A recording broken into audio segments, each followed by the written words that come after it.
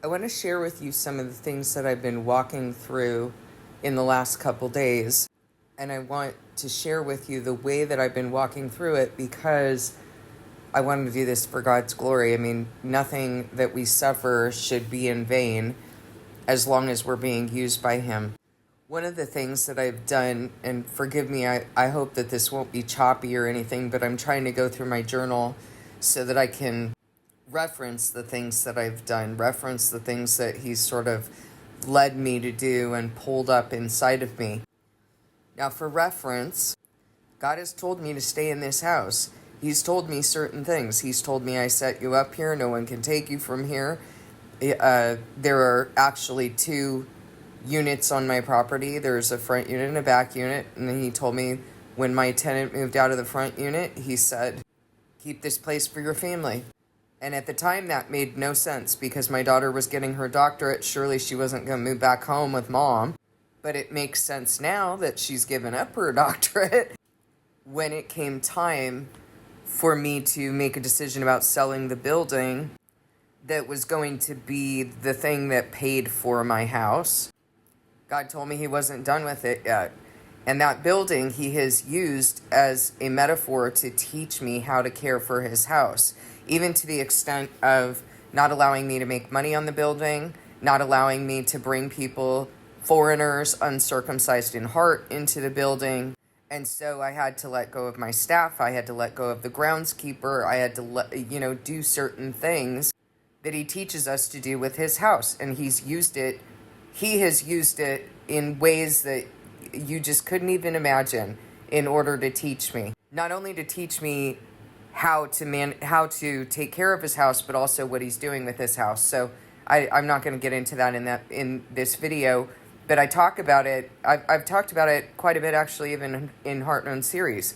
As I was cleaning up the building, having purchased it as a marijuana, it was an illegal marijuana dispensary. It was disgusting. And all of the things that I did to clean it up and to restore it and make it into this beautiful house. Well, He told me that I was not going to be selling it. And it actually brought my heart some comfort, even though I have to, it's a huge responsibility for me. I've got to go clean it and everything else. But it actually brought my heart some comfort because when you go through all of that with God, who are you going to sell it to? A pagan who's going to exploit it? Is that what you do? Like, you build God's house and then you go and, and I'm not using this as an idol or something like that, and I don't have any misunderstandings about God, whether or not God dwells in houses made by human hands. Obviously, that's not the issue, and that's not how I'm treating it. He's the one who told me I'm not done with it. And so the very thing that was going to supposedly save my house or pay for my house and pay for the rest of the time that I'm here, He told me to keep. I don't know how I'm supposed to pay for either one of them. But when God tells me to do something, I obey it. Just like when He told Jeremiah, go and buy this field, at the same time that He's saying, Babylon is laying siege to Jerusalem. And Jeremiah turns to Him and says, Lord, you're telling me that Babylon's laying siege to Jerusalem, and yet you tell me to go buy this field. And God told him the reason why, just like He tells me the reason why. It doesn't always make sense, but see, God is able to conform everything for what He tells us to do. So if He tells us to obey, He's going to make a way. But it also doesn't mean that way is going to be easy.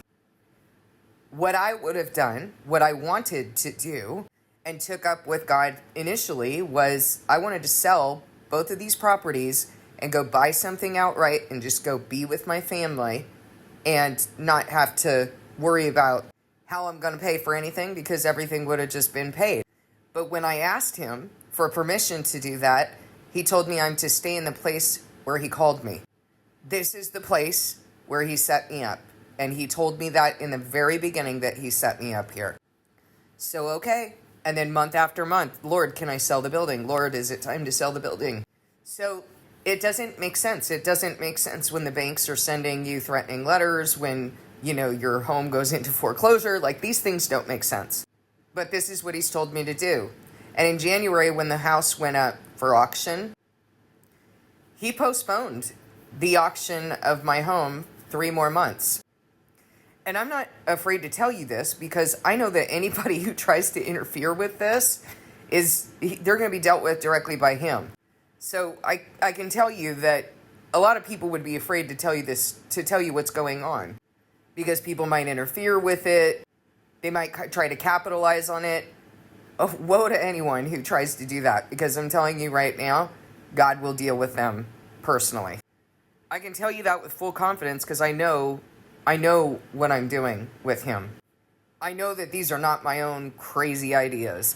I know that these are not things that I even wanted to do, and that I'm not getting anything from any of this at this point. So he has conformed things, but he's also made me suffer for it. That very day when the auction was set to take place, I would have had 3 days to get out of my house. I haven't packed a single thing because he hasn't told me to pack anything. He has told me that I'm going to stay here. And if I start packing, that becomes my backup plan just in case God isn't who he is. And just in case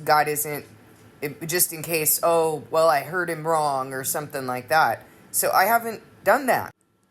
So he's pushed me to the sea, so to speak, the reference. He's pushed me to the sea with the Egyptians in those chariots chasing behind, wanting to take me back into captivity. That's where I'm at. And today, as it stands on March 11th, 2025, my electricity is supposed to be disconnected. It's now 1:15 in the afternoon. I still have heat. My refrigerator's still on. What do you think I'm feeling right now? What do you think I was feeling last night? I don't know how this goes. I don't know when they would shut off my electricity because I've always paid my bills on time. And I did pay my bills on time up until the point where there was nothing left. And as I mentioned to you in a video yesterday, I asked God, do you want me to reach out to the 2 people I could reach out to? And do you want me to ask for help? Which, by the way, is a very uncomfortable thing for me to do. That is not my MO at all. I learned very early on in life that there was no one to help, so I was going to have to figure it out. And I did that. And I lived by the modus operandi that I'm not going to need anyone. God has softened that in me and has humbled me, but it's still an uncomfortable thing to do. But I did ask him, how do you want me to handle this situation? Because this isn't my gig anymore. My life is not run by me. You've made that very, very clear. And I have followed your plan. And at this point, everything that I live and breathe is for your glory. It's not for me. I don't exist for me anymore. What would you like me to do? And he told me that he's doing something for his glory and that I need to suffer a little bit longer in order for that glory to be revealed. I've told you in videos before that if we don't have biblical faith, don't expect to see biblical miracles. When Jesus went through the towns healing people and performing miracles, the word specifically says that he could not perform miracles in certain towns because of the lack of faith. It wasn't because of his lack of power. It was because why would he perform a miracle if you're not even going to be able to see it because you don't have the faith? Why would he perform a miracle when you have a backup plan for God and you're going to doctors and taking medicines and doing all of this stuff? Why would he do something if what you're going to do is maybe with your lips, you'll say, oh, praise God, God's the one who did this. But in your heart, you believe it's the medicine, the doctor, the modality, the work of your hands. How is God going to be glorified when you're not willing to suffer a little bit in order for his glory to be revealed? If you don't have that faith, if you're not following what he says, don't expect to receive anything from him.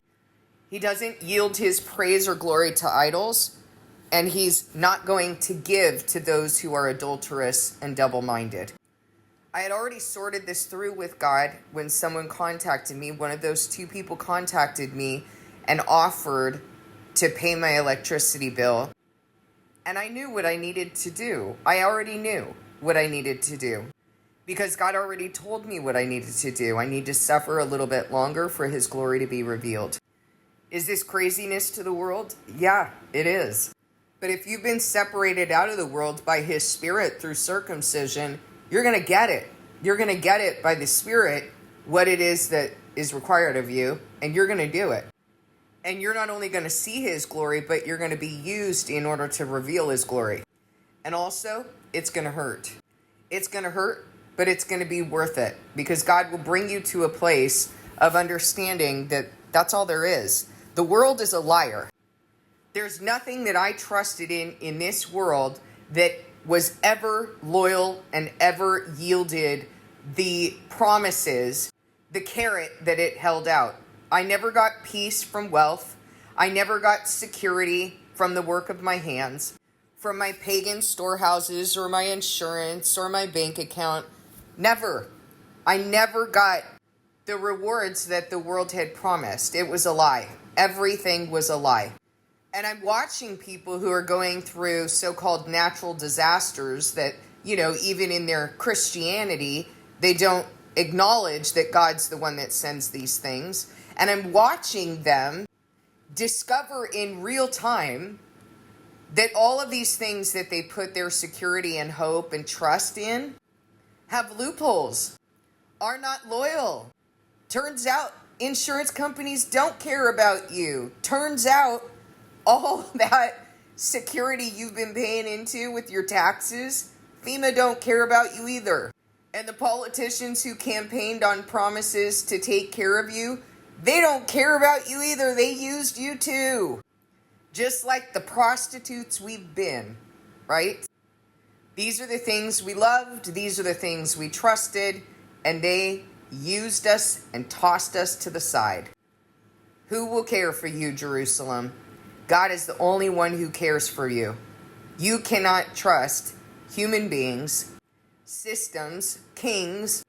All you've ever had is God. But his ways are not our ways. And if we want the protection of God, if we want to live in his name and his care, we're going to have to learn his ways. God gave me this home. And when my enemies said that they were going to take it, he said to me, it will not happen. If you do not stand in faith, you will not stand at all. He told me that this house is for my family. He told me that he set me up here. No one can take away what God has ordained. Everything belongs to him. He gives it to whoever he wants to give it, and he conforms things according to what he's doing. So these people can bark and threaten all they want, but he's the one who's in control. He told me, don't fear man or Satan, and don't trust man. And I've listened to that instruction, and every time that something has happened, I've gone back to that instruction and taken it to heart. Because God is the one in control, and I listen to his instruction. And I know that he is faithful to those whose desire is for his name and his renown. If we give ourselves to him, he's going to be faithful. If we give him his rights to us, and we understand the concept of being redeemed, and that when you purchase something, that you get to do whatever you want with that thing, and therefore, having been purchased by the blood of his son, I belong to him. He can do whatever he wants with me. He can use me for his glory, and I am required to accept that suffering. And only because of who he is, because I once belonged to somebody else. I once sold myself into bondage, and guess what? That spirit was not loyal. He did not care about me. But because I now belong to God, and because of who God is, not because of who I am, but because of who he is, he will be faithful to me. He will not let me suffer in vain. While that other spirit that I had sold myself to, he lived for my suffering, to betray me, to lie to me in the world, to watch me squirm and toil for nothing.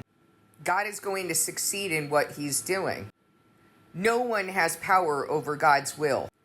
These are the things that I have to remind myself of every moment that I start to feel that fear come up. And I want you to understand that when I feel that fear, that feeling of fear, I'm not talking about a spirit of fear, feeling of fear, when I feel that start to rise in me, this is what we do. We turn to God and we do the work for these impurities to come out of us. This is how we're being purified, made spotless, and refined. When God says stand in your faith, that's the work you're doing in your heart. Reminding yourself of who he is, looking for what he's raising inside of us that need to be sorted through, whether it's old trauma, unresolved suffering that needs to be sorted through with him, learning who he is, getting in deeper to a relationship with him in which we trust, in which we believe. Because I'll tell you, there have been a lot of things that I experienced in my childhood, particularly with my father, that I projected onto God. And this is a big one. This issue of provision and faithfulness is a huge one, because my wicked, evil father used his children. He exploited his children and manipulated us into doing things based on a promise that he never intended to fulfill, based on lies, based on things like this is the righteous thing to do, distorting religion, distorting God for his own benefit. And it ruined us. It messed us up.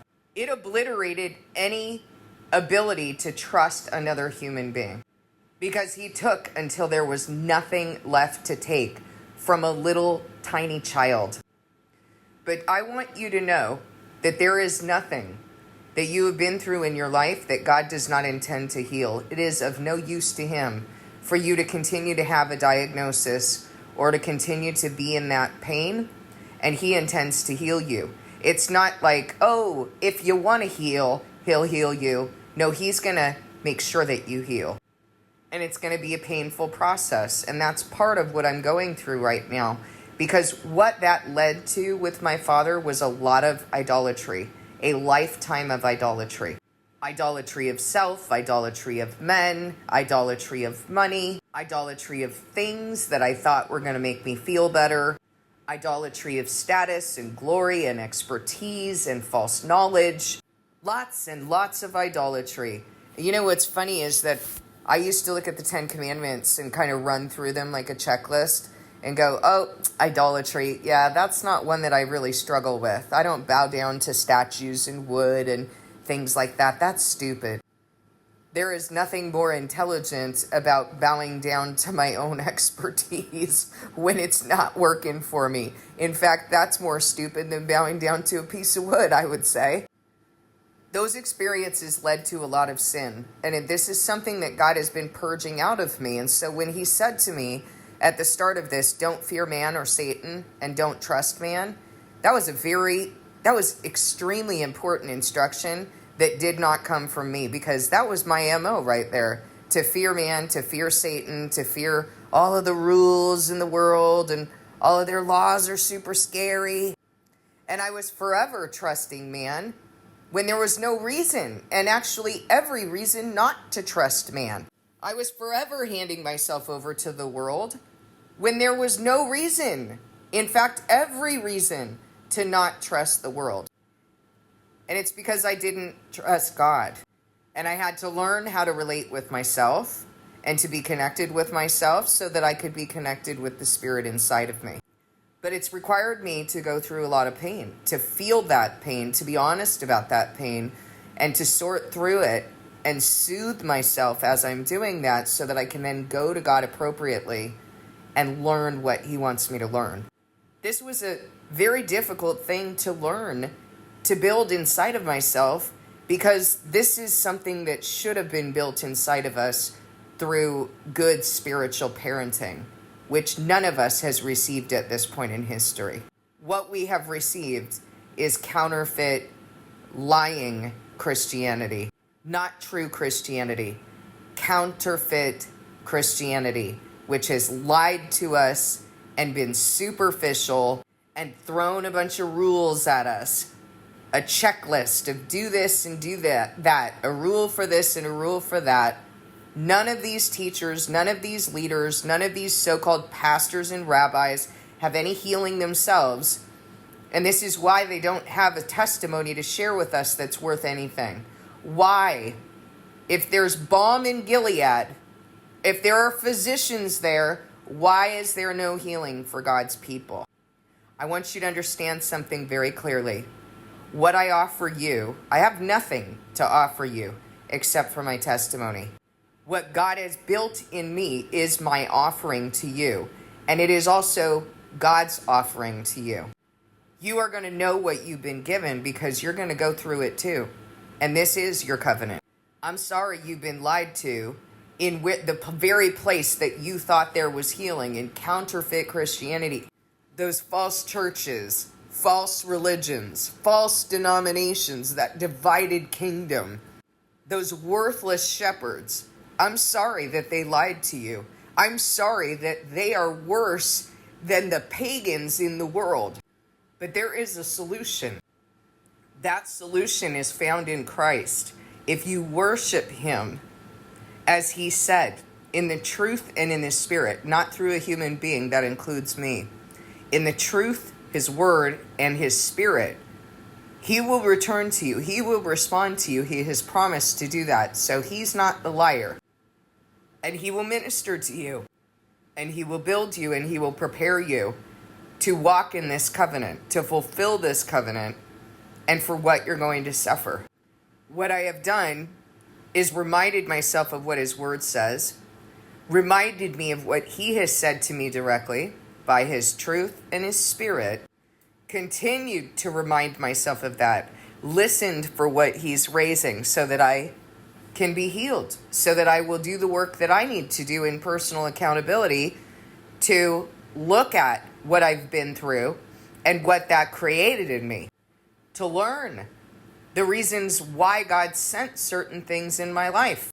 And yes, God sent those things, those awful things that I went through as a child. He sent them because he's either sovereign or he's not. And he tells us that he sent them, and he sent them to build me because he knows what is right. He knows what is necessary in order for us to be built the way that we need to be built so that we can be saved.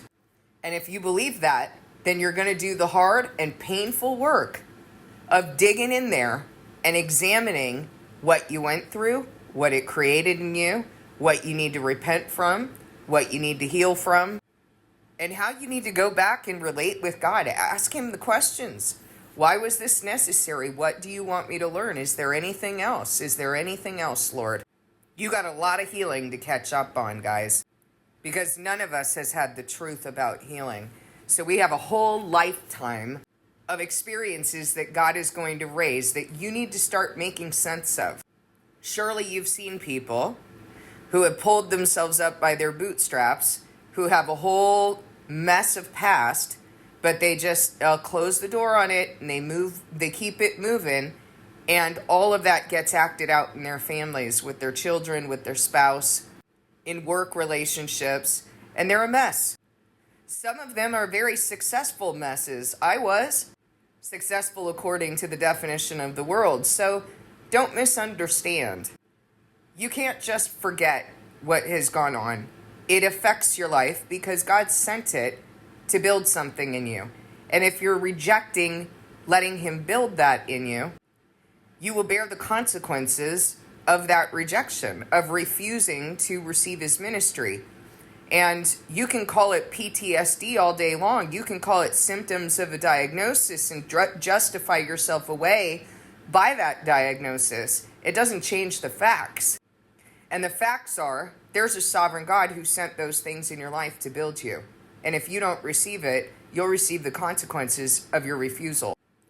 The other thing that I've done is I've gone to him in gratitude. I've looked for every way, everything for me to be grateful for in this situation. By the way, that's in the midst of, I don't know, is my electricity going to be shut off in the next 5 minutes?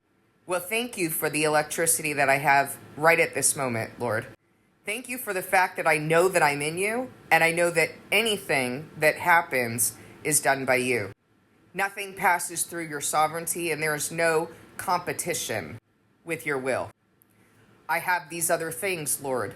I have these other things that need to be sorted out, and I'm laying them at your feet. I don't have any power over this. I've given everything I have. Is there anything else? Is there anything more that I need to give to you? And if not, these are the things that I lay before you. and I know that you will make a way. You will conform all things, and I know that you have said that no one can harm me until it's time. So I'll continue to trust, and I'll continue to believe that even though my enemies feel scary, their laws seem scary, they seem threatening, my enemies seem powerful, my suffering's not been in vain. I've suffered because you're going to reveal your glory through it. I believe and trust in what you've told me. I believe in you. And I know that all of the wicked are smoldering stubs of firewood. I know that they are nothing but sticks in a fire destined for eternal torment. And that everything that I suffer in this life is in your hands. If I'm yours, then I know that whatever your plans are, I already know I'm going to suffer.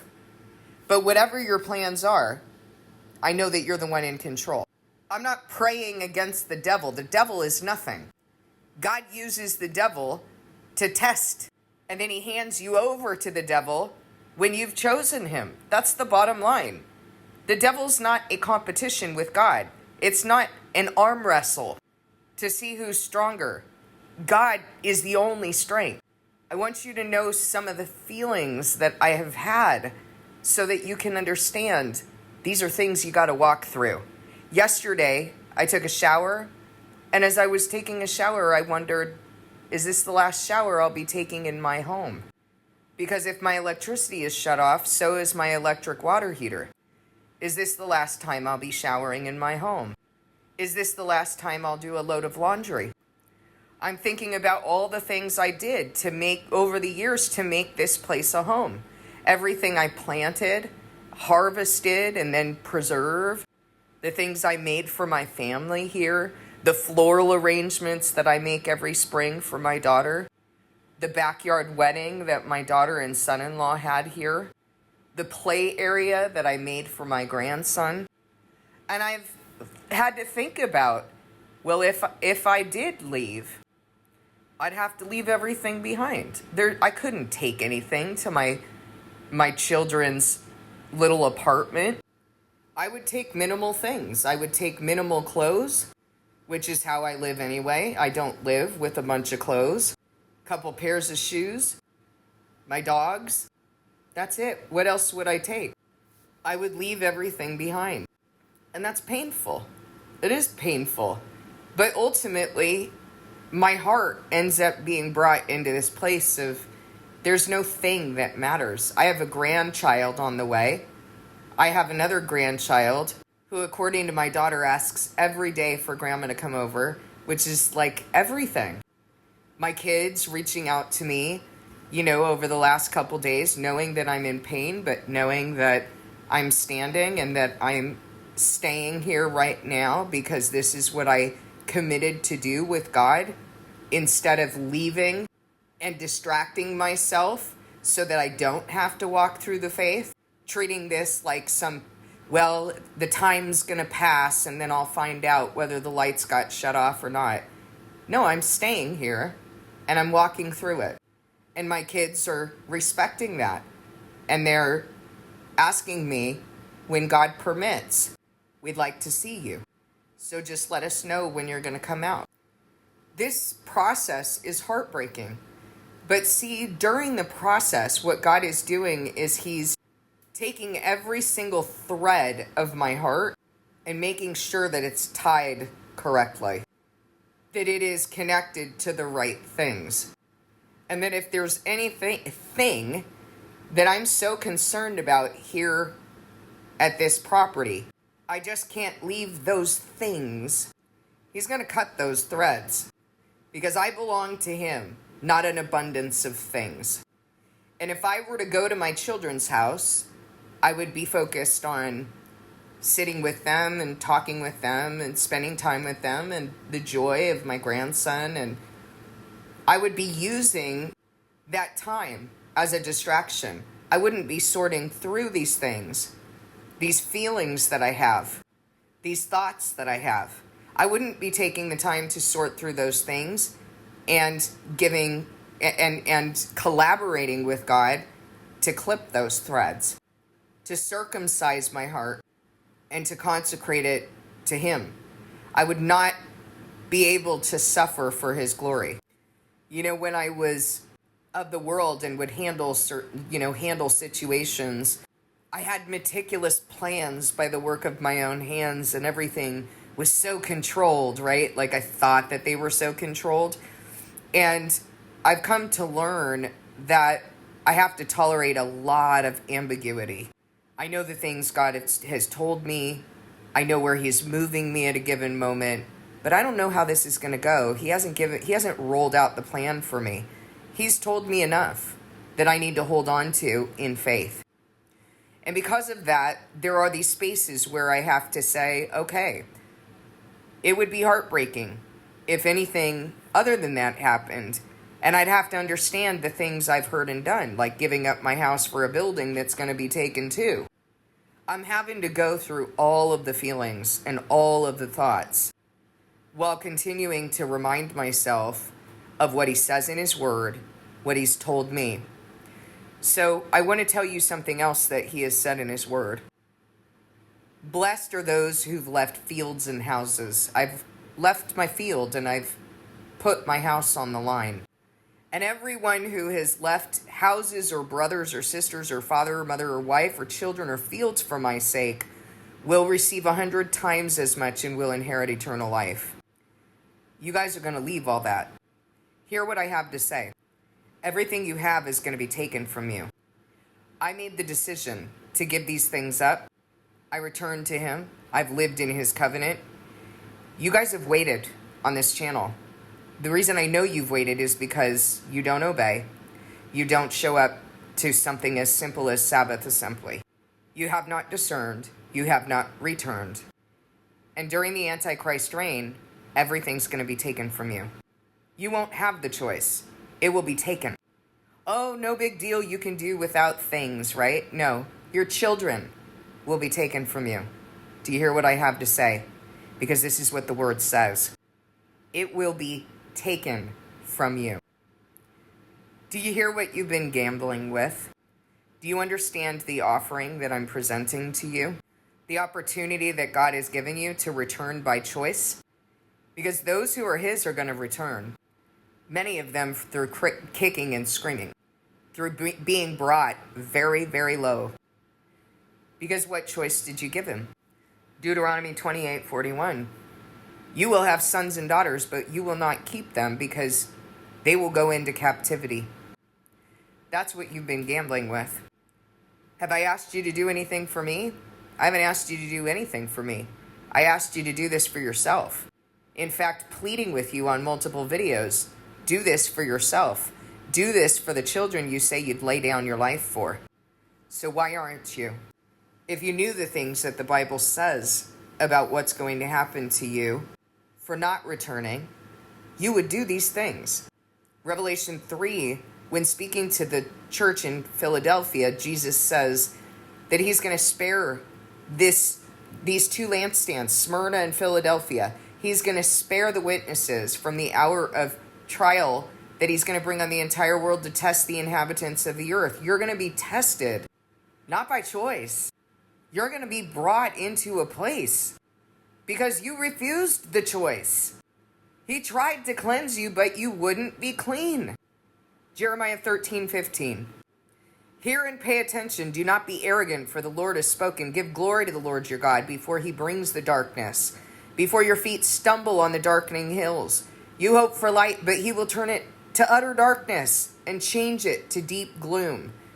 If you do not listen, I will weep in secret because of your pride. My eyes will weep bitterly, overflowing with tears, because the Lord's flock will be taken captive. None of you should say, oh, this was fulfilled with Babylon. What does God talk about in Revelation? Does he not refer to this as Babylon? And yet there's no Babylon. He refers to it as Babylon because he established a Babylon. He established Babylon laying siege to Jerusalem and taking his people captive, so that you will understand what's going to be done in the end.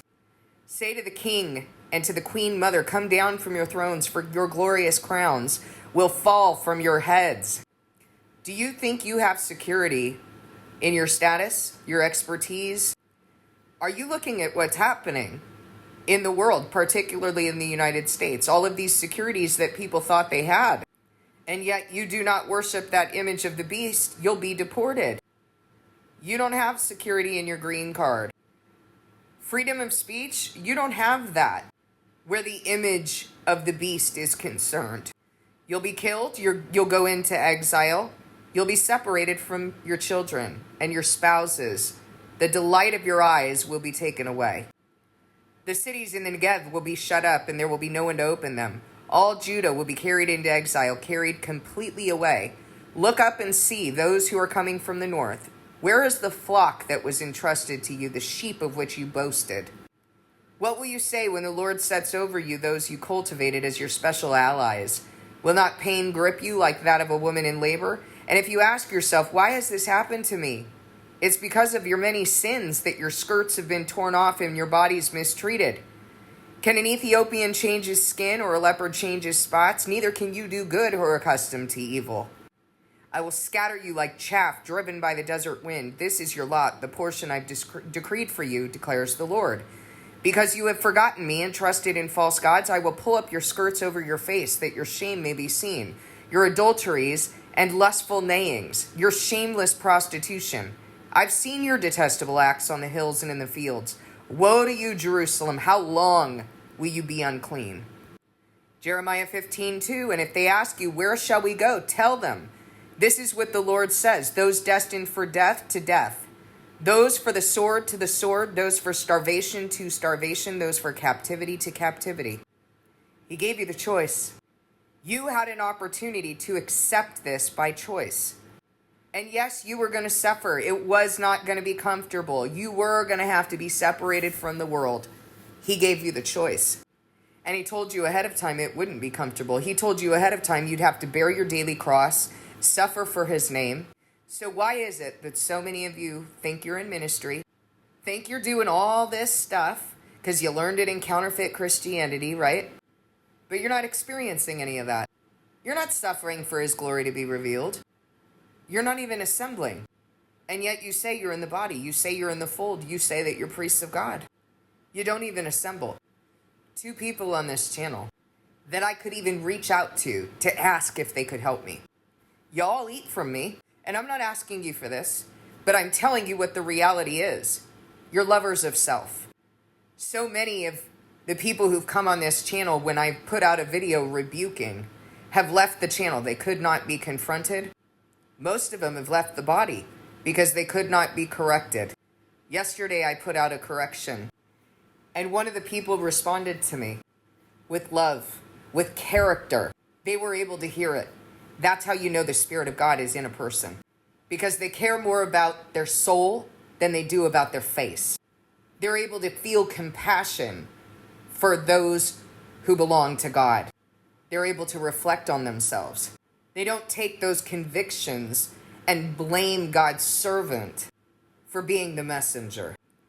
But I would be willing to bet that many of you have been convicted on this channel and haven't done a thing with it. And yet you claim to be in God. How? How are you being purified, made spotless, and refined? You collect a bunch of words. You collect carnal knowledge and expect that to save you. You don't plant it in your heart. You're not examining yourself. You're not on an upward trajectory of growth, because the very first thing that I know that God does is cast out that spirit of fear, and then he gives you a new heart, removes your heart of stone, gives you a new heart, places his spirit in that heart, and begins to move you to follow his laws and keep his decrees. That's what we're told in Ezekiel 11:36. So if that's not happening, there's a reason. You're rejecting it. And God says that when you reject truth, he will reject you as his priest. The best thing that can happen to you is that you go into this furnace and you come out as pure gold. But even that you're taking for granted. Even that you're toying with, as though there is no God, as though he doesn't see what's in your heart. My offering has been God offering to you through me, in order for you to see what it looks like when someone chooses to receive the ministry of God chooses to be in the covenant, chooses to suffer for his glory, chooses to pick up their daily cross and be used by him. Now go ask him how you're supposed to use that.